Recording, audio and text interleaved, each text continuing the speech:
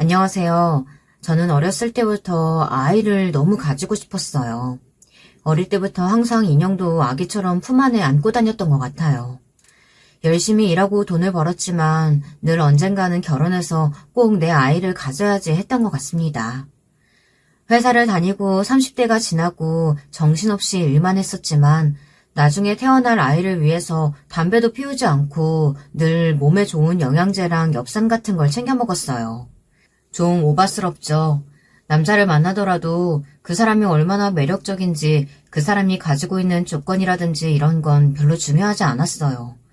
이상하게 이 사람이 내 아이의 아빠가 되면 어떨까, 이 사람은 어떤 아빠가 될까 그런 생각들이 먼저 들었던 것 같아요. 내 아이의 아빠가 되면 가장 이상적일 사람을 만나려고 했던 것 같아요. 가정적이고 아이를 좋아하는 그런 사람이요. 그렇게 좋은 사람을 만나 힘들게 아이를 가졌어요. 그 소중한 딸아이가 미친 시부모 때문에 장애를 가지게 될 뻔했습니다. 너무나 답답하고 억울한 마음에 복수했지만 아직도 딸의 흉터를 보면 마음이 너무나도 아픕니다. 20대 후반에 전 좋은 아빠가 될 것 같다고 생각한 남자를 만나 31살에 결혼을 했어요. 지금 생각해보면 31살이라는 나이도 아직도 어리고 좋은 나이인데 그때는 왜 그렇게 조바심이 났는지 모르겠어요. 남편은 조금 더 맞벌이를 하고 경제적으로 더 풍요로워지면 아이를 가지자고 했지만 저는 더 나이가 들면 아이 가지기가 어렵지 않겠느냐고 남편을 설득했어요. 그래서 초반부터 많이 노력했는데 이상하게 아이가 잘 생기지 않더라고요. 몸에 좋다는 한약도 몇째나 지어먹고 산부인과에 가도 별다른 이상은 없었지만 기대하는 소식은 들려오지 않았죠. 결혼하고 1년, 2년이 지나도 소식이 없으니까 처음에는 별말 안 하시던 시부모님도 계속 소식을 물어오셨어요. 점점 나이도 먹어가니까 병원에서 시험관 시술을 권하더군요. 생각보다 너무 힘들고 어려웠어요. 시험관 시술에 대해서 공부도 많이 하고 참 많이 알아봤던 것 같아요. 그래도 아이 생각하면서 다 참을 수 있을 거라고 생각했는데 매일매일 배에다 주사를 꽂으며 이렇게 고통스럽게 아이를 가져야 하는구나 하고 많이 한탄했던 것 같습니다. 남편이 많이 안쓰러워하면서 도와줬지만 계속 착상이 되지 않고 임신이 안 되니 많이 답답하고 힘들었어요. 제 친구 나영이가 옆에서 많이 위로해줬어요. 나영이는 초등학교 때부터 알고 지낸 제 절친이에요. 결혼해도 별 뜻이 없고 통역하는 일을 하는데 일하기도 벅차다며 우리 부부랑 같이 식사하고 얘기하고 노는 게 유일한 힐링이라는 친구였죠. 3차 시술이 실패했을 때는 그냥 다 그만두고 싶었어요. 남편한테도 미안하고 내 탓 같고 남편도 같이 가서 검사했을 때 지극히 정상이었거든요. 종교가 없었지만 절에도 가고 교회도 가고 심지어 천지신명도 찾고 정말 많이 빌었어요. 아이 키우는데 힘들다고 하는 사람들이 많았지만 차라리 있어서 힘들어봤으면 좋겠다는 생각을 정말 많이 했던 것 같아요. 제가 너무 철이 없었네요. 4차는 악으로 깡으로 더했었고요. 드디어 5차일 때는 이번이 정말 마지막이라는 마음으로 했어요. 마지막이라고 생각하니까 정말 최선을 다하고 싶더라고요. 배아 이식을 하고 며칠 동안 화장실 갈 때만 빼고 다 누워만 지냈어요. 허리 아프고 힘들어도 제발을 외치며 삼신 할머니까지 부르면서 잠들었던 것 같아요. 남편이랑 일부러 인터넷 쇼핑하면서 애기 용품들을 장바구니에 일부러 담아뒀어요. 꼭 곧 살 사람들처럼요. 그런 간절함이 통했는지 5차 시도 끝에 드디어 임신을 하고 안정기에 접어들었어요. 하루하루 배가 나오고 몸이 무거워져도 전 행복하기만 했어요. 저는 아이를 맞을 이런저런 준비들을 하기 시작했죠. 임신 일기는 기본이고 아이 면 기저귀도 만들었어요. 면 기저귀가 아이 피부에도 좋다고 해서 100개 이상 만들었던 것 같아요. 친정엄마는 유난이라고 했지만 그렇게 아기 공주님을 얻고 얼마나 행복했던지요. 우리 딸이 세상에서 제일 예뻤고 가장 소중한 존재였어요. 그렇게 되고 보니 남편은 좀 생각이 많아진 것 같았어요. 모든 세상은 제 딸 하나를 위주로 돌아가기 시작했으니까요. 남편은 아이를 좀 자유분방하게 자라게 하고 싶어 했지만 제 아이는 꼭 가장 안전하게 자라야 했고 제일 좋은 것만 해주고 싶었어요.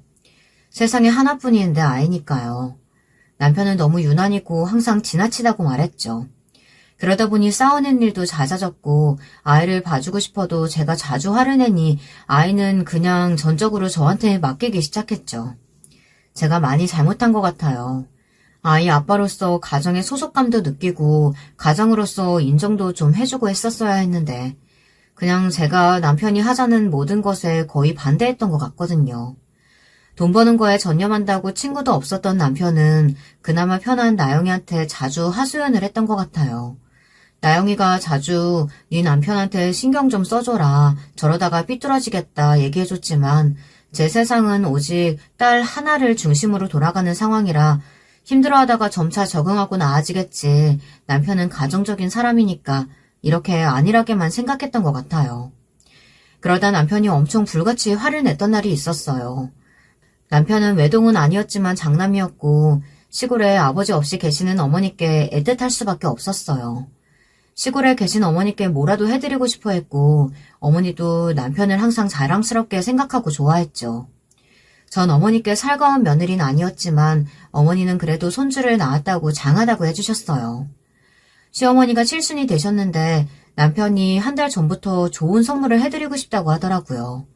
잔치는 시골에 동생이 준비한다고 했으니까 우리는 미리 좋은 선물이라도 같이 고르자고 얘기했어요. 전 계속 하나를 케어하느라 잊어버렸고 결국 선물도 남편 혼자 샀어요. 출근 때문에 바빠서 생신 전에 받을 수 있게 택배를 보내던지 아니면 퀵을 보내던지 저한테 보내는 것만 좀 해달라고 부탁했어요. 사실 남편은 일찍 내려가고 싶어 했지만 갑자기 업무 상황이 꼬여서 칠순 잔치에 오후나 돼서야 내려갈 수 있었어요. 저는 하나를 데리고 가기 쉬운 거리도 아니고 애 몸 상태가 그렇게 좋지 않으니 안 내려가겠다고 했죠. 남편도 시어머니도 섭섭하신 것 같았지만 하나가 아픈 것보다는 나으니까 그냥 그러려니 하시는 것 같았어요. 그런데 칠순 잔치에 내려간 남편이 전화가 와서 다짜고짜 엄청 화를 내는 거예요.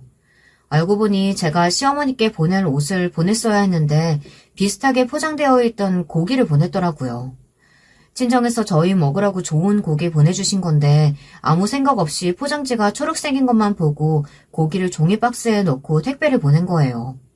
안에 있는 고기는 다 상해서 악취가 나고 선물인 줄 알고 열어보신 시어머니가 한동안 아무 말씀이 없으셨대요. 그래서 남편이 죄송한 마음에 더 저한테 화를 냈던 것 같아요. 남편도 이해가 가는데 저는 제 상황을 이해해줬으면 하는 마음이 더 강했던 것 같아요. 지금 생각해봐도 제가 100번, 1000번 잘못했어요. 하지만 아이 옷이랑 기저귀 하나하나 다 소독하고 먹는 거 신경 쓰고 챙기고 집안 청소하고 살피고 아이 교육까지 하려니 다른 건 특히 남편 식사나 이런 건 챙기기가 쉽지 않았어요. 배달시켜 먹으라고 해도 배달 음식은 이제 싫다고 하더라고요. 시골에서 시어머니가 싸주신 반찬도 제가 잊어버리거나 택배 온 거 확인을 못해서 많이 상해서 버렸거든요. 그 이후로는 밥에 대해서 별말이 없어서 어떻게 먹고 다니겠지 했는데 칠순 잔치 사건 이후 그냥 남편은 늘 집에 자정이 넘어서 들어왔어요. 크게 대화를 하려고 하지도 않았고요. 저한테는 아이 케어하는 데 집중이나 하라고 하고 일이 많아서 늦게 오는 날이 많으니 각방을 쓰자고 하더라고요. 서운함보다는 그게 하나를 키우는데 더 좋겠다고 생각했어요. 근데 한 3달이 지나니까 뭔가 정말 잘못됐다는 생각이 들더군요. 계속 남편이 어떻게 지내고 있는지 걱정도 되고 조금 여유가 생겨서 아침밥을 차려놓거나 해도 먹고 나가지 않더라고요. 마칠 것 같은 시간에 전화를 해도 받지 않거나 회의 중이라고 문자가 오거나 급한 일 있으면 카톡으로 하라거나 이렇게 대답이 오더군요. 남편은 거의 매일 12시가 넘어서 들어오고 들어오면 씻고 자고 새벽에 다시 나가는 걸 반복했어요. 대화하기가 어려워서 카톡이나 문자를 보내도 잘 읽지 않고 피곤하다고만 하더라고요. 별일 있는 거 아니면 대화는 나중에 하자고요. 대화를 피하는 느낌이어서 지금은 서운한 게 많이 쌓여 그렇겠지만 좀 지나고 적응하면 예전처럼 다정한 남편으로 돌아올 거라고 생각했어요. 제가 육아로 너무 정신없어서 나영이랑도 오래간만에 연락했는데 자기도 이런저런 일 때문에 바빠서 볼 시간이 없다고 하더라고요. 섭섭하기도 하고 내 주변 사람들이 이렇게 나한테 등을 돌리는구나 생각할 때마다 좀 우울했지만 하나가 있어서 그래도 웃고 하나가 걷고 엄마라고 부르기 시작하면서 그런 서운함도 다 사라지고 풀렸던 것 같아요. 그렇게 하나는 제 딸이자 베프가 됐어요. 아이를 어린이집에 보내고 나서도 불안하긴 했지만 시간적 여유가 좀 생기고 나니까 주변도 이제 좀 살펴야겠다는 생각이 들기 시작했죠. 다행인 건 남편은 하나에게는 좋은 아빠였어요. 아이랑은 대화도 하고 숫자나 글자도 알려주고 동화책도 많이 읽어줬죠. 저한테는 전혀 어떤 기대도 바라는 것도 없었지만요. 남편이랑 싸우기라도 해서 관계를 좀 개선하고 싶었지만 남편은 그냥 네 마음대로 해, 알아서 해, 이게 다였어요. 나영이한테도 제가 너무 소홀했어서 나랑 이렇게 연락도 안 되고 대화를 피하는 건가 해서 집 앞에 몇 번 기다렸다가 집에 많이 늦게 들어오는 건지 시간이 안 맞아서 자주 허탕을 치고 집으로 돌아갔어요. 그러다 전 너무 충격적인 모습을 보고 말았어요. 드라마에서만 보던 장면이 제 앞에서 벌어진 거예요. 전 손이 덜덜 떨리고 다리가 떨려서 아무 말도 못했어요. 하나가 깊게 잠들고 난 후 혹시나 늦은 시간에 나영이한테 찾아가면 볼 수 있을까 해서 갔는데 나영이 집에서 다정에게 뽀뽀하고 헤어지는 남편을 봤어요. 늦은 시간이다 보니 주변을 전혀 신경 쓰지 않고 뽀뽀를 하는 것 같더라고요. 그리고 그 관계가 한두 해 동안이 아닌 아주 오랜 시간이 지난 느낌이라 전 더 괴로워졌어요. 그 두 사람 앞에 다가가서 불렀어요. 언제까지 숨길 생각이었어? 라고요. 둘은 좀 놀라는 눈치였지만 언젠가는 들킬 거라고 생각한 것처럼 안에 들어가서 얘기하자고 했어요. 예전에 왔었던 나영이 집이랑은 분위기가 많이 다르더군요. 깔끔한 걸 좋아해서 별다른 짐을 두지 않았던 것과는 달리 둘만의 아기자기한 소품들이 꽤 생겼더라고요. 둘이 같이 찍은 사진들도 있고 그래서 만나기가 어려웠던 거구나 싶었습니다. 전 낮은 목소리로 물어봤어요. 언제부터 이랬던 거냐고, 또 언제까지 이럴 거냐고요. 놀랐다면 미안하다. 애가 더 크면 이혼할 생각이었어. 이렇게 알게 해서 나도 유감이다. 최대한 빨리 이혼하자 우리. 아니, 무슨 변명이라도 좀 하는 게 맞지 않아? 어떻게 나랑 제일 친한 나영이랑 이럴 수가 있어? 나영이 넌 어떻게 나한테 이래? 어떻게 나한테 이러냐고! 우리가 묻고 싶다. 너한테 나랑 나영이는 뭐였는지. 나는 돈 벌어오는 기계고 나영이는 네가 필요하고 부탁할 게 있을 때만 연락하는 그런 사람이었잖아. 잊었어?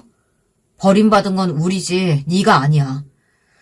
네 옆에 있으면서 우리는 너한테 아무것도 아니었구나라는 생각만 들어서 네 옆에 있기가 너무 힘들었다. 물론 우리 사이가 이렇게 된 건 우리도 바라던 일은 아니었지만 서로를 위로하고 기댈 사람이 필요했어. 서로 가장 가깝고 서로 이해해줬던 사람이 나영이뿐이었으니까. 서로를 위해서라도 빨리 정리하고 헤어지자. 하나 생각은 안 해? 어떻게 이래? 애가 상처받을 생각을? 아빠 없는 애로 자라게 하겠다는 거야, 지금? 그렇다고 해서 하나 때문에 계속 같이 살 수도 없잖아. 상처만 남은 관계인데 그만 정리했으면 좋겠어. 모두를 위해서. 안 돼. 내 딸을 아빠 없는 애로 키울 수 없어. 내가 부탁할게. 둘이 살림을 합치든지 살든지 난 이제 상관없어. 근데 나 이혼은 못해. 하나 20살 되기 전까지 절대 이혼은 안 돼. 제발 부탁이야. 내가 이렇게 빌 테니까 하나 상처 입히지 말아줘.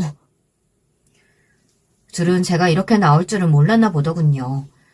결국 이혼하지 않고 일주일에 3번은 각방을 쓰지만 집에 와서 자고 가는 걸로 그냥 그렇게 살았어요. 저도 참 바보 같죠. 우리 하나가 나중에 제 마음을 알까요? 임신했을 때부터 쓰던 일기에 하나하나 제 마음을 꾹꾹 실어 적었어요. 어떤 모욕과 수치, 힘든 일들이 내 앞에 놓이더라도 너는 행복했으면 좋겠어, 하나야. 내 영원한 반쪽, 내 친구, 내 딸 하나야. 라고요. 아마 일기보다는 하나에게 보내는 편지였던 것 같아요. 내가 너를 이렇게 생각하고 사랑했었으니 너는 외롭지 않았으면 좋겠다는 내용의 아주 긴 편지요. 제 남편과 친구는 지키지 못했지만 나는 너만은 오롯이 이렇게 지켜냈노라. 저는 그 이후로 정말 최선을 다했어요. 딸이 남편과 저의 관계를 눈치채지 않게 더 밝은 사람처럼 웃고 옷도 화사하게 이쁘게 입었어요. 하지만 점점 더 많은 강박이 생겼던 것 같아요. 그럴 수도 있지, 이게 잘 안 됐어요. 내 딸이 그럴 수도 있지, 그런 일들을 겪을 수도 있지, 그런 사람을 만날 수도 있지, 아픔을 겪는 날도 있을 수 있지. 아니, 절대 있어서는 안 돼. 그럴 순 없어. 절대 안 돼. 늘 이런 생각들을 가지고 하나를 대하고 주의를 줬던 것 같아요. 하나는 자라면서 바이올린의 재능을 많이 드러냈어요. 자기의 감정을 음악에 고스란히 잘 드러냈고 듣는 사람들은 다 감탄을 했죠. 크게 될 거다. 이대로만 잘하게 해라. 이런 말들은 정말 제 심장을 뛰게 했어요. 아이에게 특출난 재능이 있다는 건 정말 저에게 큰 기쁨이고 행복이었어요. 하나도 바이올린을 정말 좋아하니까 중도에서 포기하지 않고 끝까지 노력해 성공한 삶을 살도록 온 힘을 다해야겠다 다짐했죠. 근데 그게 정말 잘못됐던 것 같아요. 먹는 것도 제한하고 자세도 절대 흐트러지지 않도록 항상 고쳐주고 연습 시간도 정해주고 아이가 놀고 싶다고 애원해도 한 가지에 열중해서 성공한 사람들 영상만 보여줬어요. 이렇게 해야 성공하는 거다. 이렇게 하면 1등이 될 수 있다. 그러면 다른 사람들이 너를 다 우러러 볼 거다. 넌 꼭 최선을 다해야만 한다. 이런 말만 계속했어요. 아이가 중학생이 되고 사춘기가 됐을 때 저랑 아예 아무 말을 안 하려고 하더라고요. 요즘 애들이 쓰는 신조어도 찾아서 배워보고 유행하는 게 뭔지 좋아하는 게 뭔지 찾아봤는데 온통 제가 이해하기 어려운 것들 뿐이었어요. 왜 이런 걸 좋아하지? 왜 이게 유행이 되는지 모르겠는 것들 뿐이었죠. 남편한테 도움을 청했어요. 아이가 사춘기고 저랑 말도 잘 하려고 하지 않는다고요. 그럼 남편은 하나를 데리고 나갔다가 오더라고요. 그러고 나면 하나는 밝아져 있었어요. 하나가 좋아하는 게 뭔진 알아? 뭘 좋아한다고 당신한테 이야기했던 게 기억이 잘 안 난대. 당신은 언제까지 상대방 말을 안 들을 거야? 언제까지 이게 좋은 거라고 강요만 하고 당신 뜻대로 하라고 상대를 윽박지를 거냐고. 쟤도 나처럼 잃어봐야 정신 차릴 거야? 우리 나가서 뭐 했는지 알아? 하나가 좋아하는 거 보고 사고 먹고 온 게 다야. 쟤 얼굴 어떤지 봤지? 마음대로 좀 하게 해줘. 쟤는 새장 속의 새가 아니잖아. 자기 생각이 있는 사람이라고. 당신 소유물이 아니야. 나도 하나도 말이야. 사람은 원하는 것만 하고 살 수 없어. 고생 없이 희생 없이 이룰 수 없다는 건 없다는 거 알잖아. 재능이 없어서 힘들어하는 사람이 얼마나 많은데. 하나는 천재라고. 바이올린 천재. 꾸준히만 하면 정말 큰 성공을 할 거라고 교수님들이나 선생님들이 얼마나 극찬을 하는데. 난 쟤 꼭 성공한 사람으로 만들 거야. 하나가 성공하고 싶대? 바이올린으로 세계를 제패하고 싶대? 그런 말 당신한테 한 적 있어? 그때 전 머리를 한 대 맞은 것 같았어요. 하나가 바이올린 하고 싶다고 말한 적이 없었나. 아무런 기억도 나질 않더라고요. 정말 너무 잘해서 잘한다는 것에만 관심이 있었지 하나가 정말 바이올린을 좋아하는지 모르겠더라고요. 제가 말을 걸면 문을 닫고 들어가 버리기만 하는 딸. 사춘기는 그럴 수 있다고 책에서도 영상에서도 봤지만 그 외면은 정말 저를 마음 아프게 했어요. 저는 딸이 헤매는 시간을 줄여주고 싶은 마음이었어요. 원래 가려던 목표, 꼬린 지점까지 가려면 수많은 시행착오를 거쳐야 하는데 저는 덜 고생하고 빨리 그 목표 지점에 도달하게 해주고 싶었거든요. 이 험한 세상에 사람들한테 손가락질 받지 않고 원하는 많은 것들을 이루고 사는 삶을 살았으면 하는 게 제 마음이었어요. 소파에 앉아서 생각하고 허공을 바라보는 시간이 많아졌어요. 가만히 앉아서 클래식을 듣는데 눈물이 나더라고요. 하나는 그런 저를 보고 소리를 지르고 욕을 하며 나가버렸죠. 저랑 대화하지 않고 지낸 시간이 길어졌는데 레슨 선생님은 하나 실력이 점점 더 좋아지는 것 같다고 하더라고요. 칭찬을 해줘서 고마웠지만 계속 생각이 들었어요. 저게 하나가 원해서 하는 건지 내가 시켜왔어서 그 압박 때문에 하고 있는 건지 알 수가 없었어요. 이런 상황 속에서도 실력이 늘고 있다고 하니 전 더 고민이 됐던 것 같아요. 하루는 학교에서 선생님이 연락이 오셨더라고요. 학교에 한번 오시면 좋겠다고요. 애들이랑 잘 어울리고 놀고 다 괜찮은 것 같아 보이는데 학교에서 적성이랑 심리검사한 게 너무 안 좋게 나와서 연락을 했다고 하더라고요. 하나는 공부도 열심히 하고 음악도 열심히 하는데 정서적으로 불안하고 고통스러워하고 있다고요. 그 고통을 풀 수 있는 통로가 음악밖에 없어서 열심히 하는 걸로 보이지만 결국 바이올린으로 비명을 지르고 있는 거라고 보시면 된다고 하더라고요. 아이랑 대화하지 않은 지 몇 달이 됐다고 하니 선생님도 많이 놀라시더라고요. 집으로 돌아와서 고민하다가 결단을 내리고 하나한테 갔어요. 말로 하면 피하기만 할 것 같아 글로 써서 하나한테 줬습니다. 사랑하는 하나야. 네가 행복하면 좋겠다는 마음으로 너한테 좋은 것들만 주려고 했었어. 네가 좋아하는지 싫어하는지 한 번도 물어본 적 없다는 걸 어리석은 엄마는 얼마 전에야 깨달았어. 미안해. 너에 대해서 잘 알려고 하지 않고 내가 알고 있는 것들만 좋다고 너한테 강요했던 모든 시간들 사과할게. 나도 엄마가 처음이라 어떻게 해야 하는지 잘 몰랐어. 서툴렀던 날 용서해주면 좋겠다. 이제 나도 엄마가 아니라 내 삶을 살아보려고 해. 그리고 네 삶의 모든 결정권도 너에게 다시 돌려줄게. 이제 네가 원하는 걸 하고 살아. 네가 좋아하는 거, 네가 하고 싶은 거 다 네 마음대로 해. 나는 그냥 지켜봐주고 지지해주는 사람이 될 거야.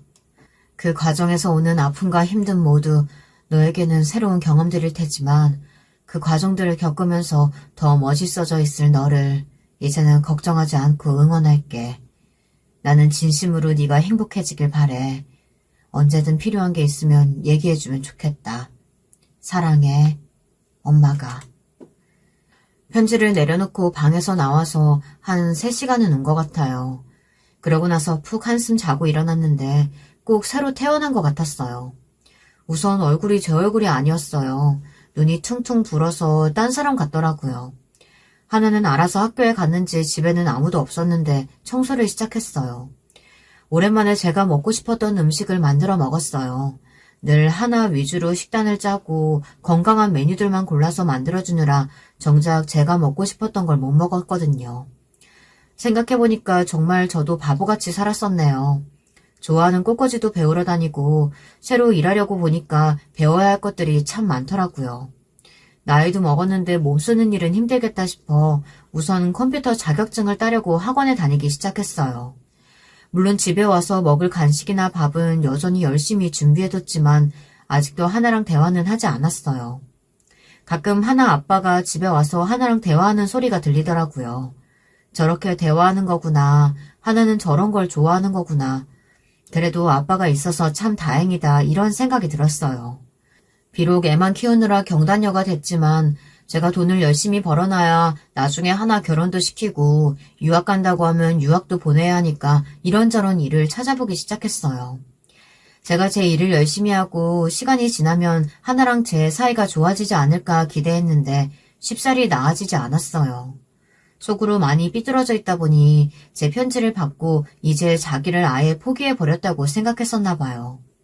그래도 엇나가거나 자기 인생을 망치려고 한 적은 없었는데 사건은 터지고야 말았습니다. 엄마랑 사이가 안 좋아서 힘들다고 친구들한테 털어놨는데 친구 한 명이 하나를 얄밉게 생각하고 있었나 봐요. 엄마랑 싸워서 힘들다고 하는 애가 늘 하고 다니는 거 보면 엄마가 사준 옷에 엄마가 사준 액세서리, 학용품, 화장품, 향수 다 엄마가 사준 거 맨날 자랑하고 엄마가 시키는 대로 다 하면서 괜히 힘들다고 말하고 다니는 게 관심 끌려고 하는 거 아니냐고 듣기 싫다고 얘기했나 봐요. 서로 욕하고 밀고 싸우다가 몸싸움까지 갔는데 다 같이 악기하는 애들이라 절대 손이나 팔은 안 치려고 주의하는데 그날따라 걔가 뭐에 씌인 것처럼 저 잘난 척하는 손가락까지 다 짜증난다면서 하나 손을 밟으려고 했대요. 하나는 절대 손은 다치면 안 된다고 생각해서 걔 발을 잡아당겼고 걘 넘어지면서 땅에 손을 짚었는데 무게가 실리면서 골절이 됐대요. 다른 애들도 증언해주고 CCTV를 봐도 먼저 시비를 걸었던 건 상대편이어서 하나는 정당방위가 됐습니다. 하지만 딸은 학교를 나가고 싶지 않다고 하더라고요. 그래도 학교는 가야 한다고 말하고 싶었지만 하루 종일 방에 틀어박혀 게임만 하는 걸 말리지 못했어요. 애아빠한테 얘기해서 말려보라고 했지만 남편도 역시 시간이 필요한 것 같다고 하더라고요. 옛날 어른들이 세상에서 제일 어려운 게 자식 농사라고 하셨던 말이 뭔지 이제야 알겠더라고요. 정말 쉽지 않은 것 같아요. 그동안 강압적으로 눌려서 살아왔던 모든 서름을 풀려고 하는 듯이 또 사건은 터지고야 말았어요. 게임만 하기 지루했는지 데이팅 앱 같은 걸 깔아서 모르는 남자들이랑 채팅을 했었나 봐요. 저랑 대화하기 어려우니까 자기도 말할 사람이 필요했나 봐요. 이 사람 저 사람이랑 대화하다가 말이 좀 잘 통하다 싶은 사람을 찾았나 보더라고요. 한 이틀 채팅했는데 서로 만나자고 뜻이 맞아서 나갔었대요. 말도 없이 집에서 나가서 좀 불안해하고 있었는데 갑자기 경찰서에서 전화가 왔더라고요. 놀란 마음에 휴대폰만 챙겨들고 미친 듯이 달려갔더니 얻어맞아서 엉망이 된 하나가 보였어요. 데이팅 앱을 써본 적이 없다 보니까 남자들이 다 어떤 의도를 가지고 있었는지 잘 몰랐나 봐요. 아직도 놀라고 어안이 벙벙한 표정의 하나는 저를 보고 울기 시작했어요.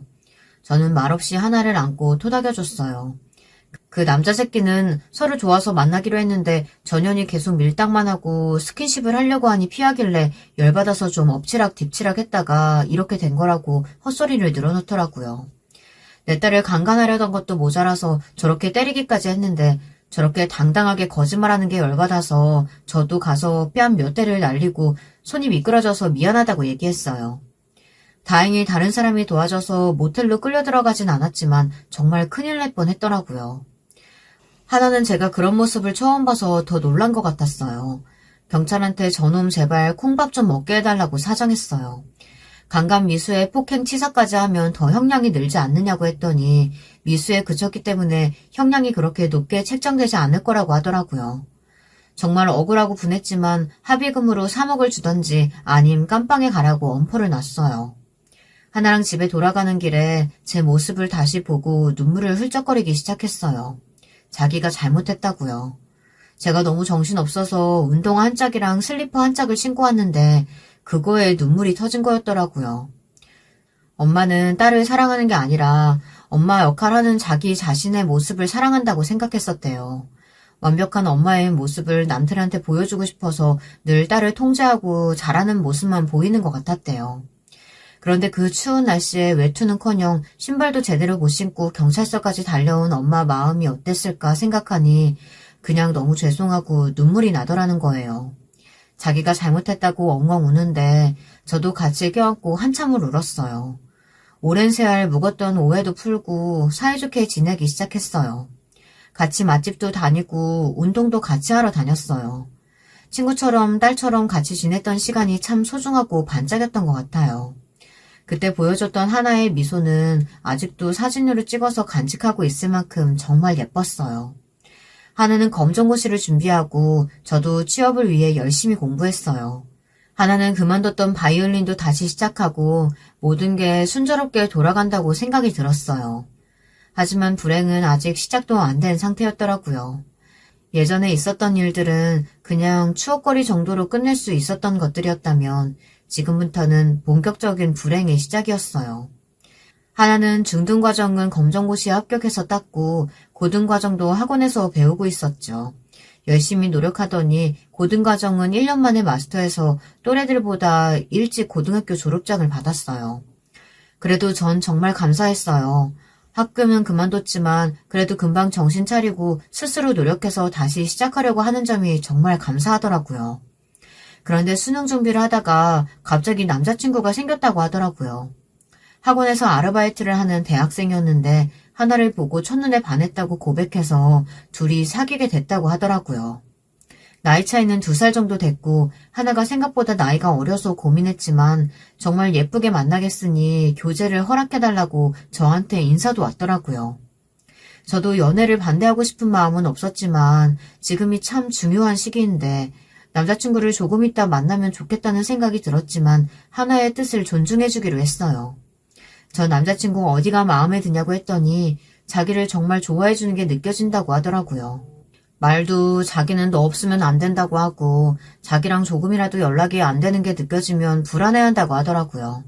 바이올린 하는 모습을 보여줬는데 너무 예쁘고 아름답다면서 영상을 찍어서 간직하고 하루에도 몇 번씩 본다고 하는 그 모습을 보며 이 남자가 정말 나를 좋아하는구나 하고 느꼈다고 하더라고요.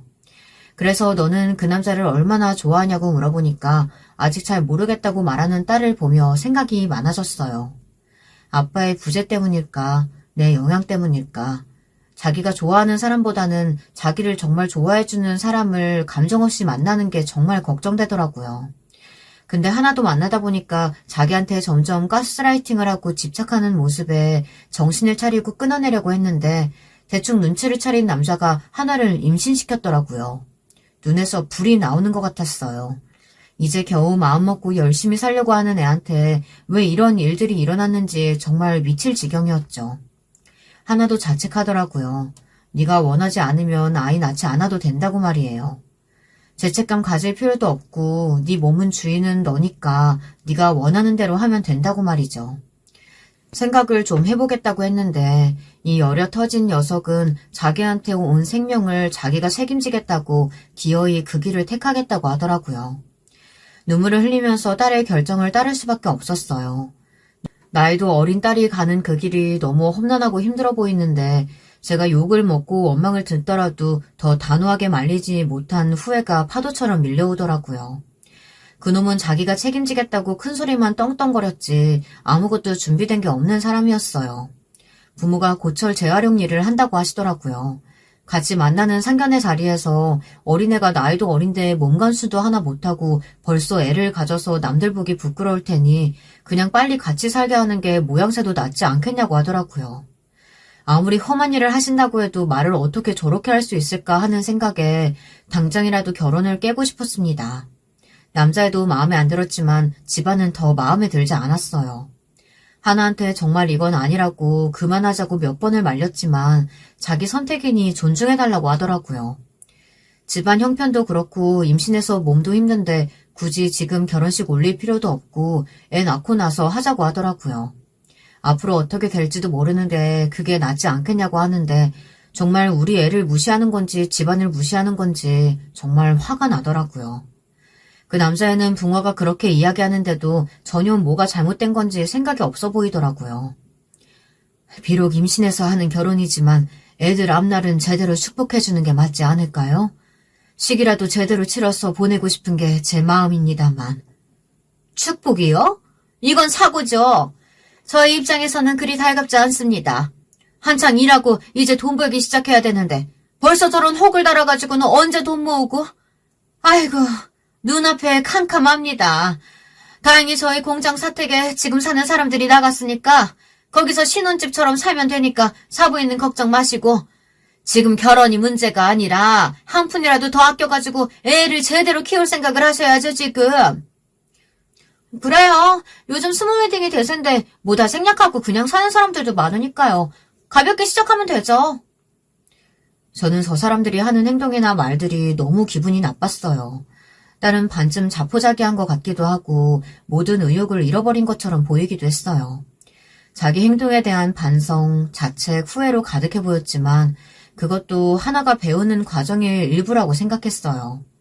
울면서 그 공장 사택에 하나를 보냈는데 직접 가보면 마음만 안 좋을 것 같아서 이불이랑 식기 같은 것만 새로 다 사서 보냈습니다. 이럴 때 남편이 있었으면 좋았을 텐데 그러고 보니 저도 제 가정을 제대로 지키지 못했던 게 생각나더라고요. 하나만큼은 그래도 행복했으면 좋겠다고 빌고 또 빌었는데 아이도 무사히 자랄 수 있게 빌고 또 빌었습니다. 3개월 후에 갑자기 하나가 잘 지내나 하는 생각이 들더라고요. 연락이 없었던 지도 오래됐고요.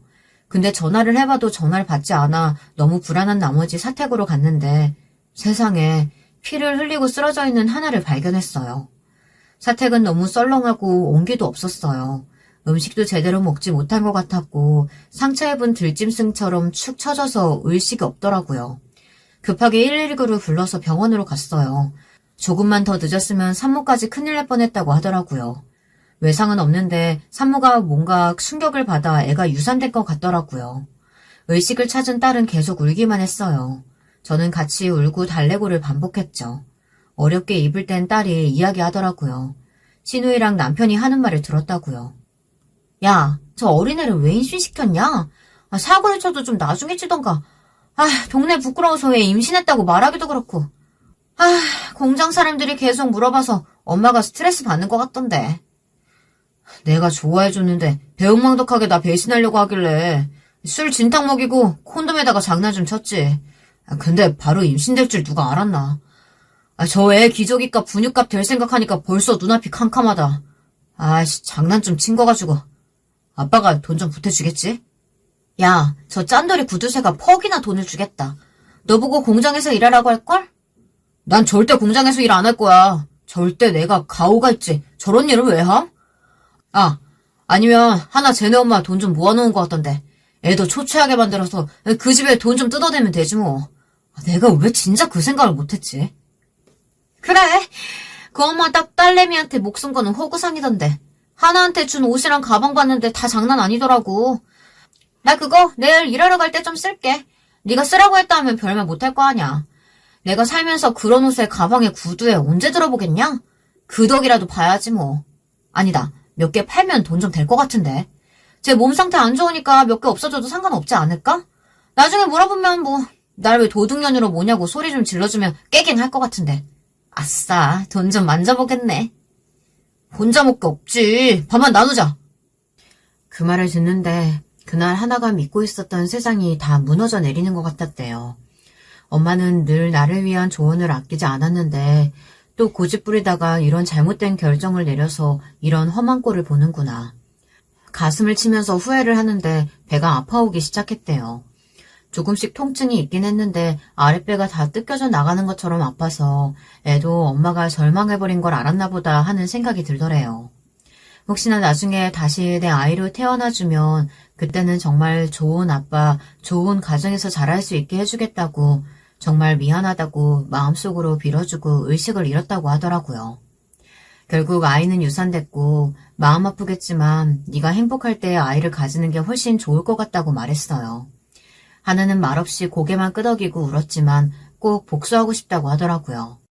저는 다른 방법도 많은데 굳이 그 집에 다시 안 들어가는 게 좋겠다고 했어요. 하지만 자기한테 그런 짓을 한 남편과 그 시누이를 용서 못하겠다고 하더라고요.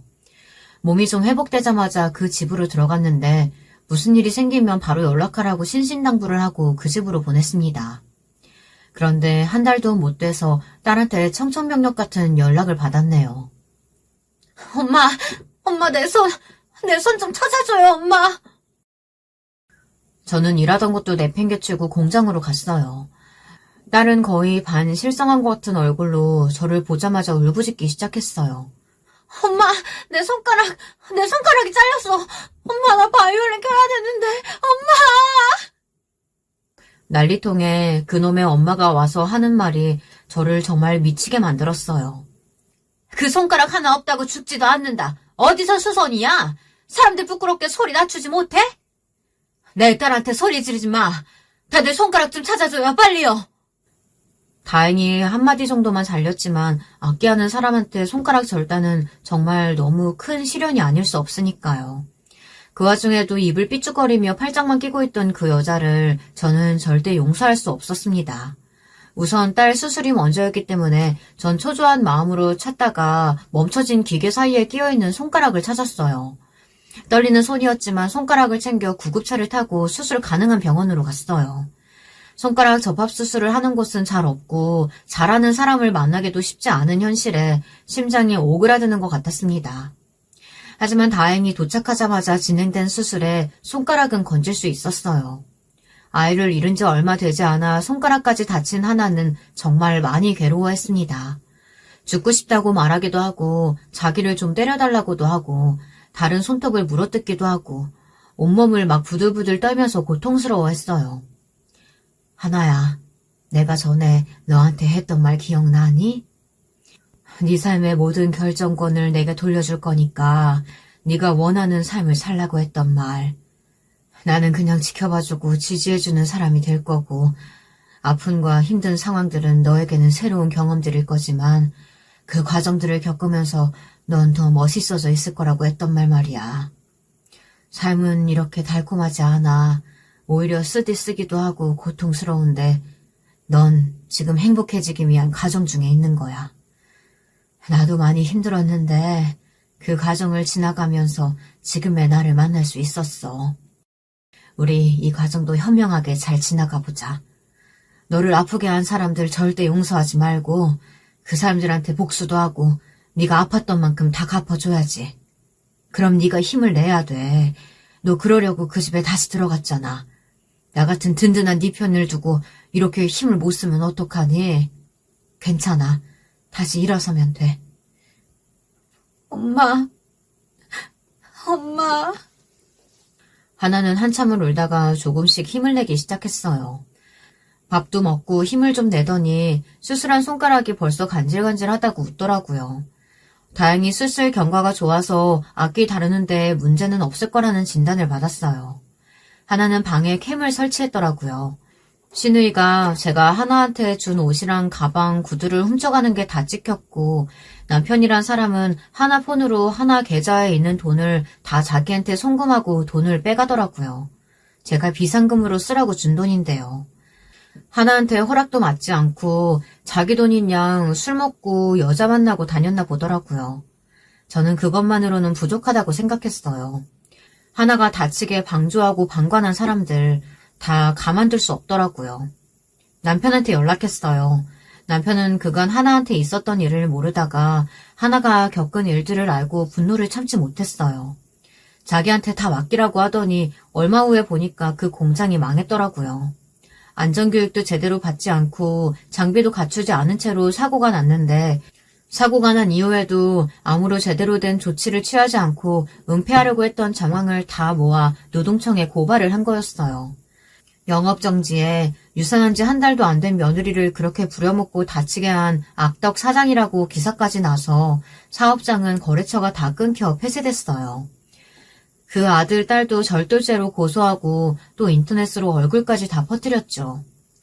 다시는 떳떳하게 고개 들고 다니지 못하도록 말이에요. 아니, 젊은 애가 집에서 놀고만 했는데 공장 나와서 일 좀 도우라고 했다고 이렇게까지 하는 게 말이나 되냐고요. 참나, 고작 손가락 한 마디 잘린 거 가지고.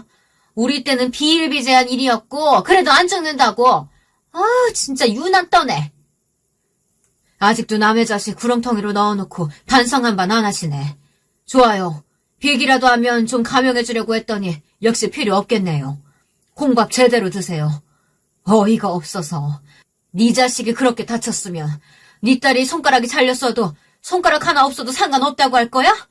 유산한 지 한 달도 안 된 애를 음악하는 애라서 손 다치면 안 된다고 사정했는데 그런 애를 바깥 벌라고 떠밀어서 다치게 한 너는 절대 용서 안 해. 두고 봐.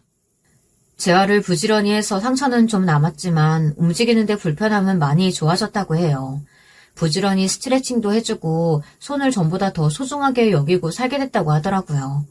다행히 왼손이 다쳤으면 거의 연주는 힘들 수도 있었는데 활을 켜는 손이라서 그나마 좀 나은 것 같더라고요. 좀 심심해하는 것 같아 하나 임신했을 때부터 썼던 일기를 하나한테 보여줬어요. 틈날 때마다 읽어보면서 하나는 무슨 역사책을 보는 것 같은 기분이 들었대요. 그 일기에는 그날 있었던 일과 날씨, 사람들과 주고받았던 대화, 먹었던 음식, 하나가 움직였던 느낌 등 정말 자세하게 적혀 있어서 놀랐다고 합니다.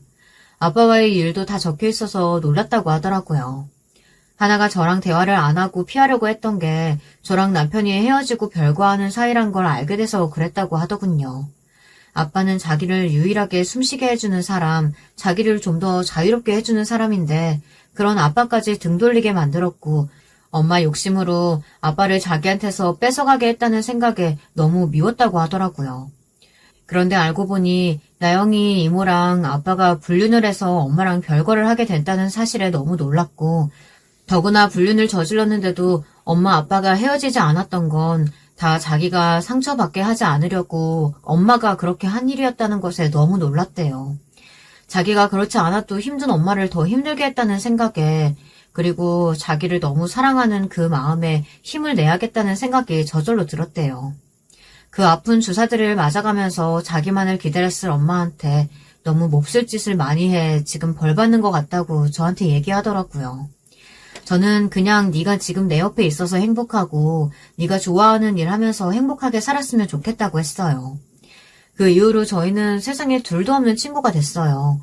모녀지간이지만 서로를 누구보다 잘 알고 서로 대화하고 상의하며 그리고 자주 투닥투닥하며 그렇게 살고 있어요. 그 나쁜 놈들은 다 실형을 받고 감옥에 있다는데 제발 죗값을 치르고 좀 개과천선했으면 좋겠다는 생각이 드네요. 날 때부터 나쁜 사람 누가 있겠냐마는 다시는 만나고 싶지 않은 사람들인 것 같습니다. 하나는 재활을 끝내고 열심히 바이올린 연습을 하고 대학을 진학했어요. 결국 또래들이랑 같이 학교를 갔는데 새로운 친구도 많이 사귀고 교양을 듣는데 재미있고 좋다고 하더라고요. 다친 손가락에는 흉터를 가리려고 컬러 타투를 했는데 친구들이 예쁘다고 자기도 하고 싶다고 한대요. 예전 컨디션의 90%까지 올렸는데 10%도 꼭 채워서 나중에 연주회 초대하겠다고 하는데 너무 감동적이었어요. 딸이 연주회를 열 때 참석하는 제 모습을 전 늘 꿈꾸고 있었거든요. 그때까지 저도 열심히 운동하고 더 능력 있는 엄마가 되려고 열심히 회사를 다니고 있습니다. 나이 많은 나 같은 사람 뽑을까 싶은 일자리에 지원했어요. 근데 다행히 연륜 있고 센스 있는 사람을 좋아하셔서 멋지게 취업했습니다. 하나가 보더니 너무 멋지다고 하더라고요. 하나는 늘 사랑을 받기만 해서 주는 방법도 잘 몰랐고 늘 사랑 안에 살다 보니 그 사랑이 얼마나 크고 대단한지 몰랐대요. 그런데 그 끔찍한 사택에 살면서 늘 자기를 위해 밥하고 돈 벌고 자기를 챙겨주는 엄마의 모습이 계속 아른거리더래요. 아이를 임신하고 내가 과연 그런 엄마가 될 수 있을까 계속 생각을 했다고 하더라고요. 네가 준비가 되지 않았을 때 임신을 해서 더 그런 마음이 들었던 것 같다고 얘기해줬어요. 전 어렸을 때부터 내 아이를 가지길 원했고 늘 아기를 가지려고 준비했었기 때문에 바라고 바랬던 그 아이를 얻었을 때 정말 감사하고 기뻤다고 말이죠. 그런데 아이를 위한 마음이 너무 지나쳤던 탓에 주변에 소중한 사람들이 병들어가는 걸 몰랐다고요. 소중한 사람들이 내가 생각하는 대로 늘 그 자리에 있어주지는 않는다는 걸 배웠다고요. 소중할수록 아껴주고 살펴줘야 잃지 않을 수 있다는 걸 깊이 깨달았다는 걸 말이죠. 겪으면서 너무 많이 아팠지만 같은 실수를 이제 하지 않을 수 있게 돼서 좋을 것 같다고 말했어요. 하나는 이제야 엄마를 조금 이해할 수 있을 것 같다고 하더라고요. 자기한테 도움되는 말들인 건 알지만 늘 같은 것만 하라고 하는 엄마한테 그냥 반항하고 싶어서 말도 하지 않고 외면했는데 그게 엄마한테 상처가 됐다면 정말 죄송하다고요. 그리고 돌고 돌아서 다시 이렇게 돌아와서 지름길을 알려주는 엄마를 괴롭혀서 이렇게 돌아서 온 것 같다고 말하더라고요. 누구나 어둠이 눈앞에 내린 시간이 있는 것 같아요. 누가 어떤 얘기를 해도 내 마음대로 듣고 내 눈앞에 어둠이 내려서 그 어떤 것도 제대로 보이지 않는 시간이요. 내 눈앞이 어두우면 그게 하얀색인지 검은색인지조차 알 수 없으니까요. 눈앞에 닥치는 시련들이 제대로 보이면 참 좋겠지만 우린 잘 모르고 살아가죠. 그 어둠이 얼마나 크고 어둠을 벗어나는데 얼마나 오래 걸리는지도 모르고요.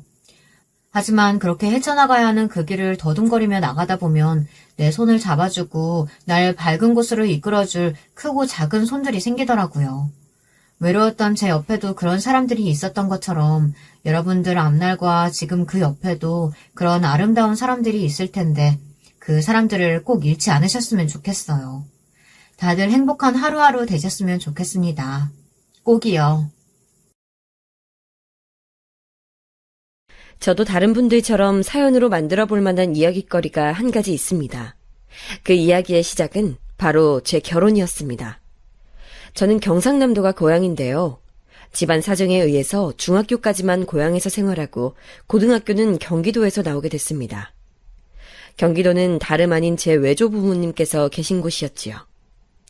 제가 삼남매 중에 맏이 장남인데요. 제 밑으로 여동생과 남동생이 있는데 이 중에서 여동생은 중학교에 입학할 무렵 폐질환을 앓았던 이후로 몸이 많이 안 좋아졌어요. 큰 병원이 그 동네에는 없고 멀리 나갔어야 했는데 경제적인 형편도 어려웠던 집이었기에 여러모로 망설여졌었죠. 그렇게 큰 병원에 갔어야 할 때를 놓쳤던 여동생은 결국 후유증을 앓게 됐습니다. 그런 마당에 남동생은 어렸을 때부터 정신이 산만한 녀석이었어요. 지금이라면 주의력 결핍 과다행동장애라는 것을 쉽사리 진단받을 수 있었을지 모릅니다. 통칭 ADHD라는 것을 남동생은 앓고 있었지만 당시엔 그런 게 뭔지 몰랐을 때였습니다. 정말 무지했었네요. 남동생은 그저 동네에서 제일 가는 말썽쟁이였고 부모님과 자기 형제들의 말을 지독히도 안 듣는 골칫덩이였을 뿐이에요. 도대체 뭘 먹고 저렇게 산만할까? 아유, 매사에 집중하는 꼬라지를 한 번도 보질 못했구나. 장은아, 네 막내 동생을 어떡하면 좋니? 엄마, 너무 그렇게 속상해하지 마세요. 장석이는 엄마 아빠가 제일 아끼시는 막내잖아요. 사랑만 받고 크다 보니까 어린 마음에 잠시 우쭐거리는 거겠죠. 학교에서도 애가 이상하다고 소문이 난 것 같은데. 아유, 난 진짜 어떻게 해야 할지 모르겠다. 산만하다 뿐이야. 무슨 애가 저렇게 감정이 널뛰기를 할까. 내가 도대체 뭘 잘못했길래 이렇게 된 건지. 하루에도 수십 번씩 가슴을 치면서 고민한단다.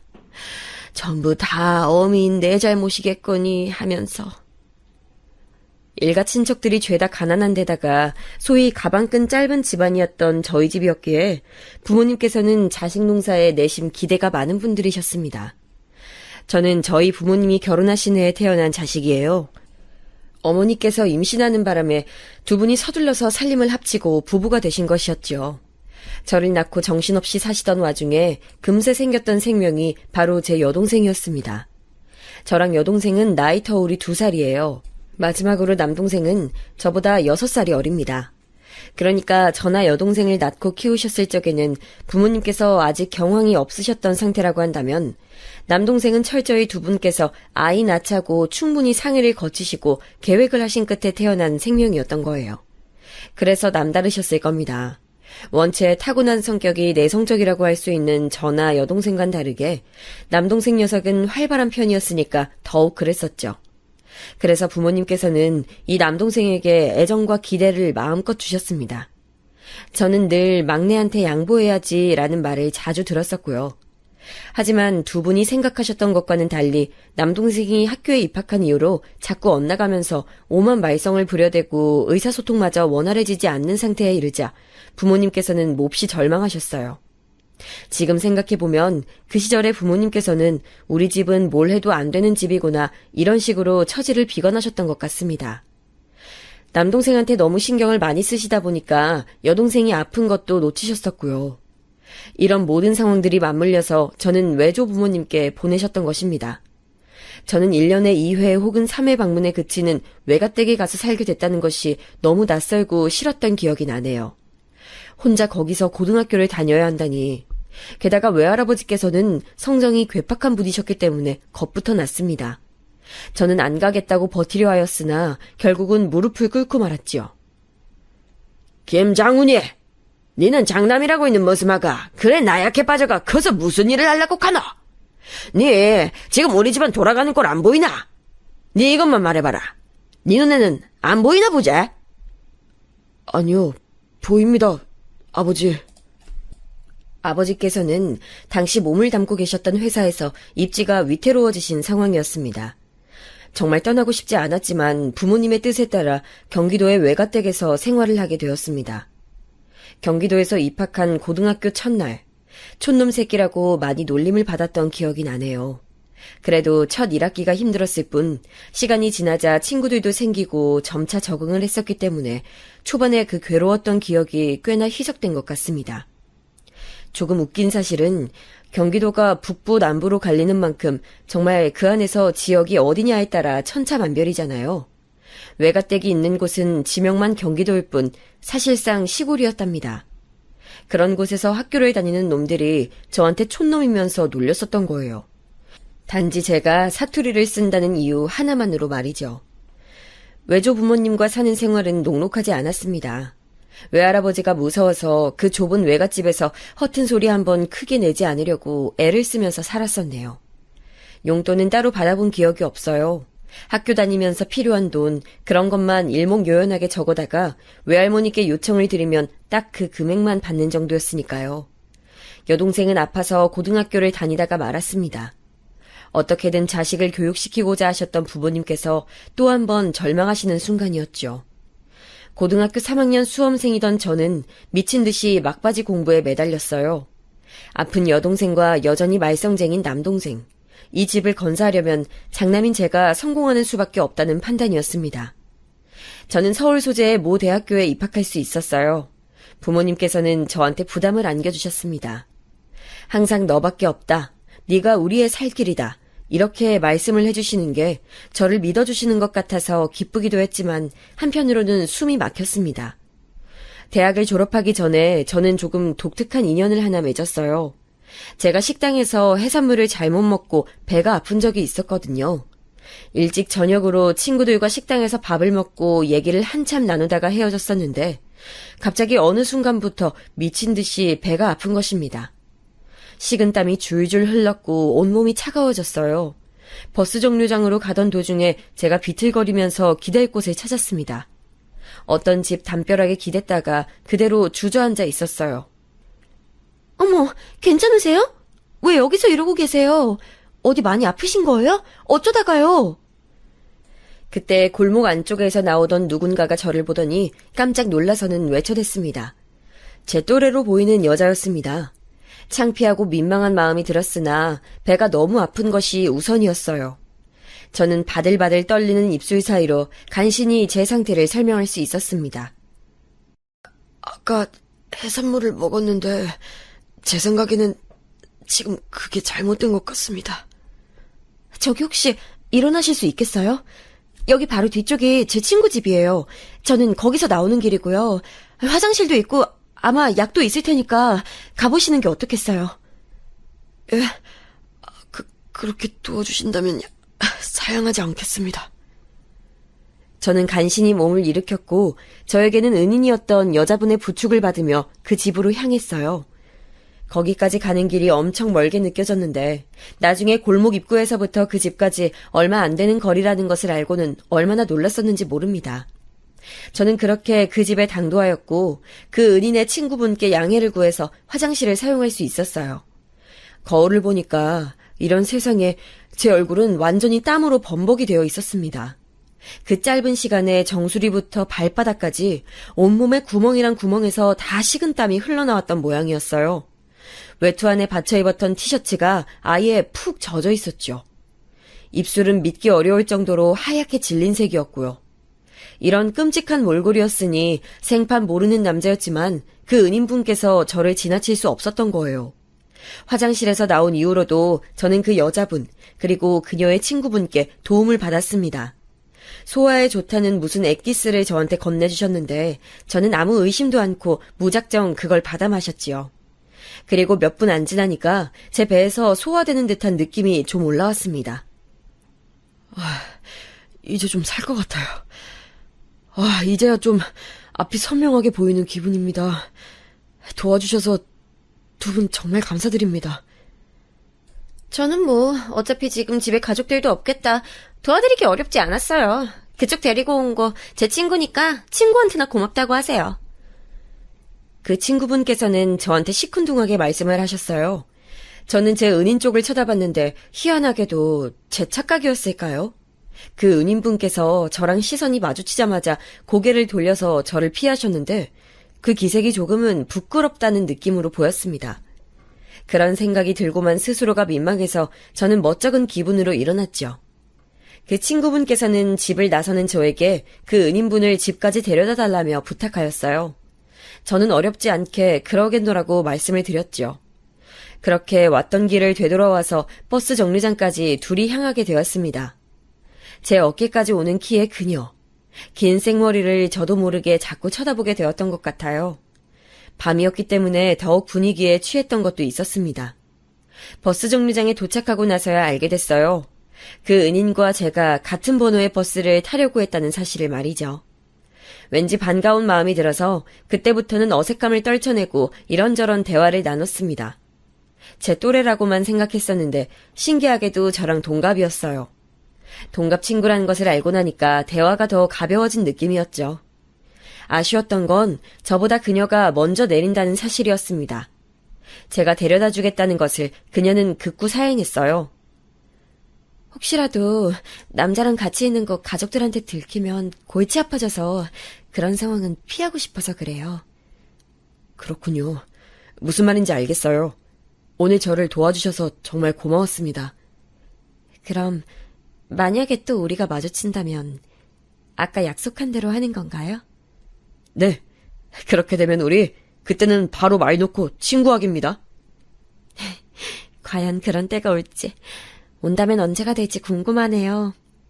이런 걸 남기고 헤어지는 게 서로 더 많은 정보를 나누고 다음을 기약하는 것보다 더 재밌는 것 같지 않아요? 아무것도 없이 헤어졌는데 만난다면 그건 진짜 운명일 테니까요.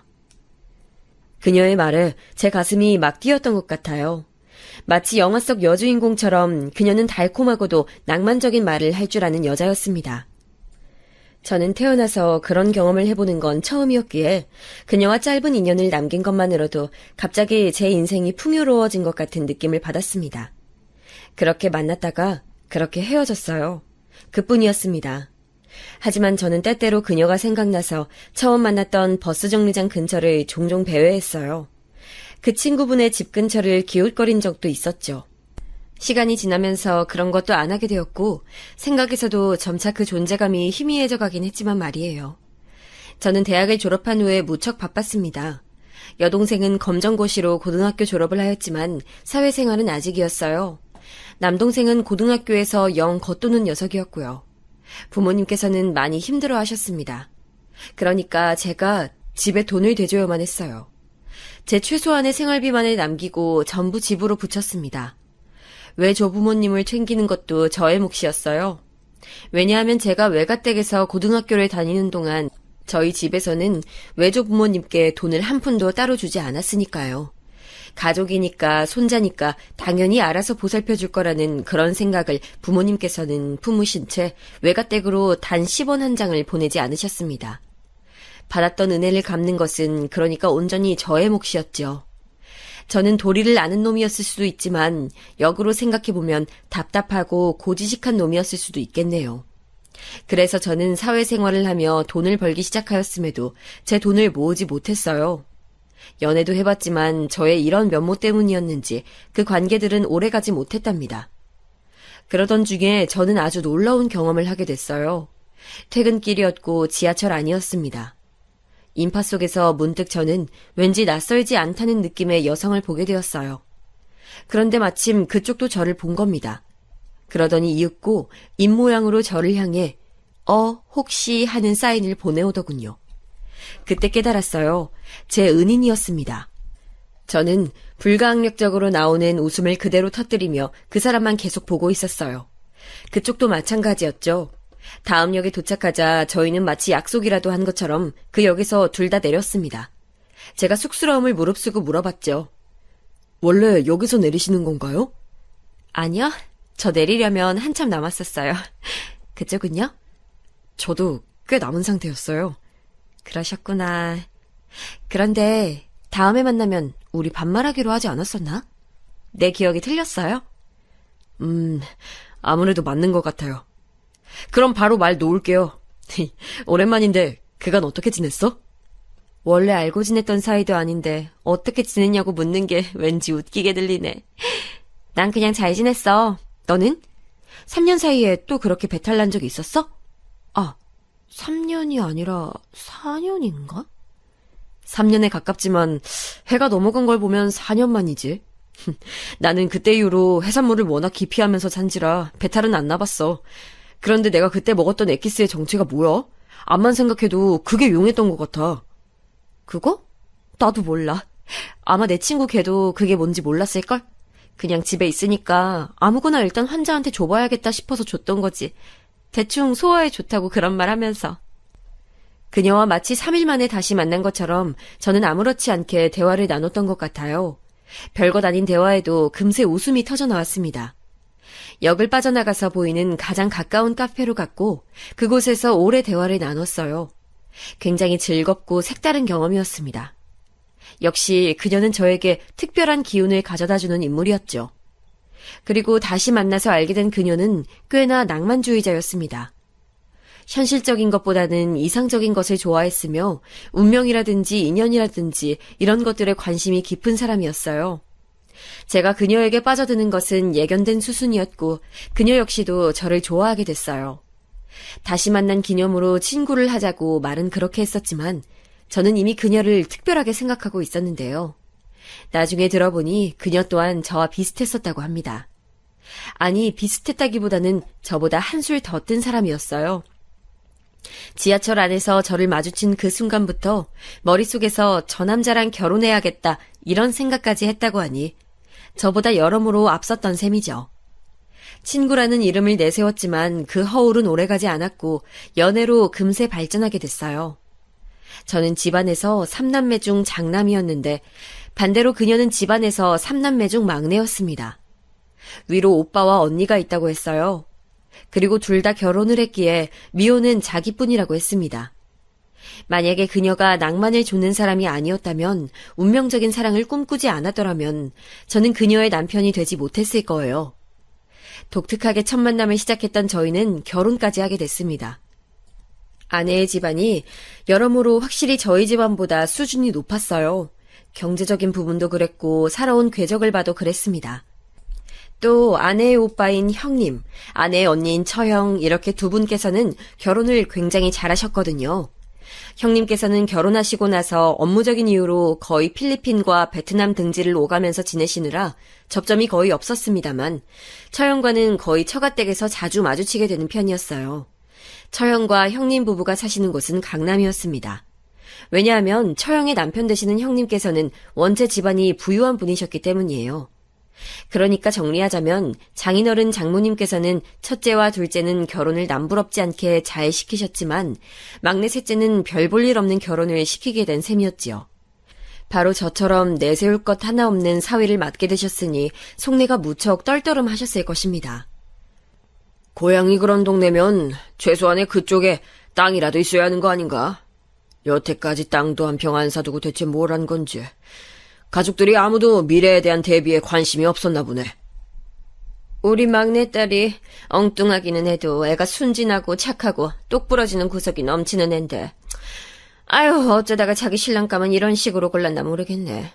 내가 낳고 키운 자식이지만 내가 그 속을 모르겠어. 장인어른과 장모님께서 저희 결혼 전에 제 앞에서 하셨던 말씀으로 미뤄보더라도 충분히 그러셨을 거라는 게 짐작이 됐죠. 제가 결혼을 한다 그러니까 저희 부모님께서는 언제 여자를 만나고 있었냐면서 펄쩍 뛰셨습니다. 아직은 당신들에게 저의 도움이 필요하다는 것을 끊임없이 저에게 설교하셨고요. 제가 결혼해서 제 가정에만 충실할까봐 그게 걱정이신 모양이었습니다. 제 결혼에 제대로 보태줄 미천도 아직은 없다면서 웬만하면 결혼을 미루라고 하셨어요. 그런데 아내가 저희 부모님께 직접 말씀을 드렸던 겁니다. 결혼하는데 아무런 돈도 안 보태주셔도 돼요. 전혀 상관없어요. 그냥 결혼하는 거 허락만 해주시면 절대 아버님 어머님께 손 안 벌리고 살게요. 당돌한 말투에 놀라신 부모님께서는 마치 홀린 듯이 고개를 끄덕이고 마셨죠. 그렇게 저희 집에서는 허락을 받아낼 수 있었던 것입니다. 상견례 그리고 결혼식 때가 되어서야 부모님께서는 제가 결혼하는 여자의 집안이 저희 집안보다 훨씬 부유하다는 것을 눈치채셨어요. 그런 저희 부모님의 기색을 장인어른 장모님께서는 아주 못마땅하게 지켜보셨고요. 못 배운 집안, 없는 집안은 웬만하면 상종하고 싶지 않은 심정이거늘. 아휴, 막내딸이 죽기 살기로 결혼하겠다고 우기는데 그걸 확 어떻게 해버릴 수도 없고 일이 이렇게 돼버렸으니 이미 어쩔 수 없다지만 최대한 저쪽 집안하고는 교류를 안 했으면 좋겠네. 부족한 사위 하나 드리는 것만으로도 벅찬데 그 집안 식구들까지 딸려오는 걸 절대로 안 될 일이지.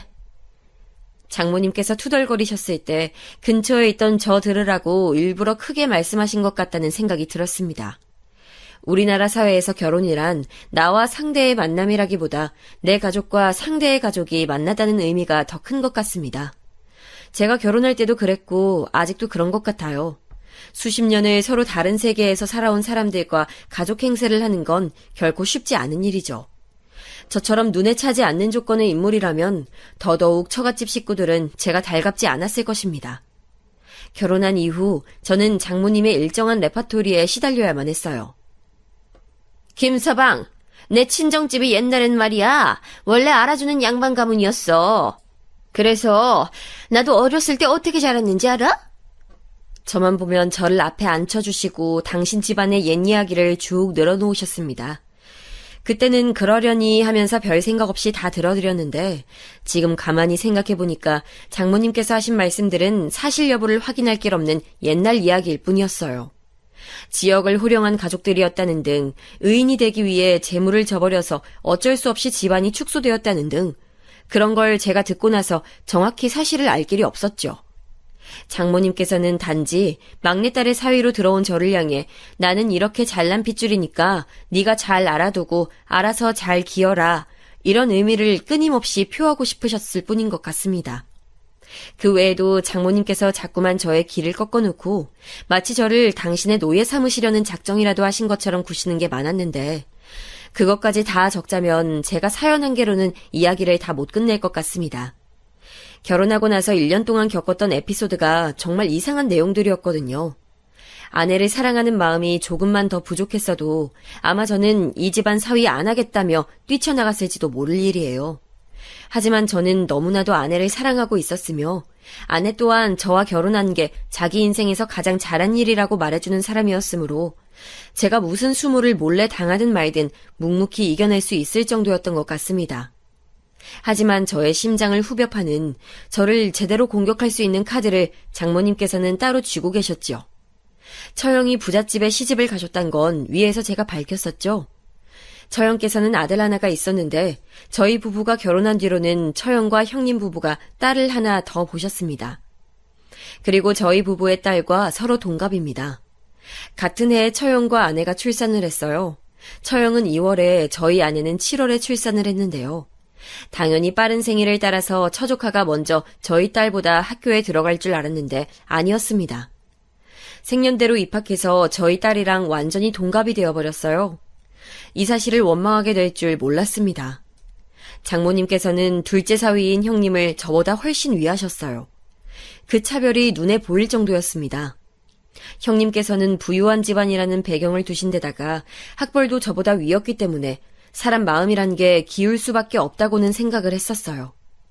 하지만 저도 제 아내의 모친인 장모님과 가까워지고 싶었고 정말이지 잘 모시고 싶다는 희망이 있었습니다. 처가댁에 가면 늘 장모님 곁에서 조금이라도 더 수발을 들어드리려고 했고 여러 가지도 도와드리면서 아등바등 해봤지만 차별당하는 느낌은 여전했습니다. 일부러 그러시는 건진 몰라도 장모님께서는 자꾸 형님 앞에서 우리 예쁜 큰사위, 아휴, 보기만 해도 아주 배가 다 불러.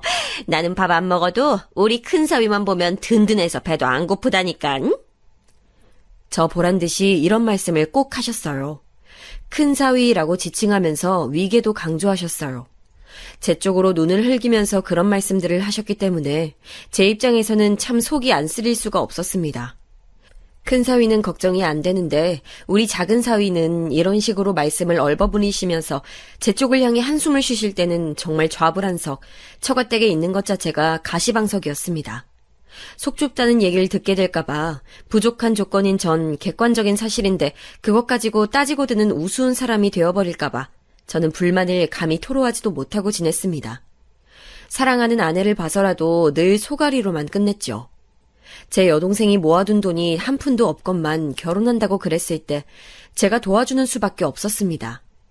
남동생 녀석이 방황하는 벌은 못 고치고 기어이 사고를 쳐댔을 때 수습하는 것은 당연히 저의 몫이었는데요. 이런 과정이 처가댁에 알려지게 되면서 저는 또 한 번 고개를 들 수 없는 입장이 되었습니다. 아내는 무조건 강경하게 제 편이었기 때문에 처가 식구들은 차마 아내한테는 직접적으로 쓴소리를 못하고 저를 은근하게 왕따시키면서 자꾸 사람의 인격을 깎아내려갔죠.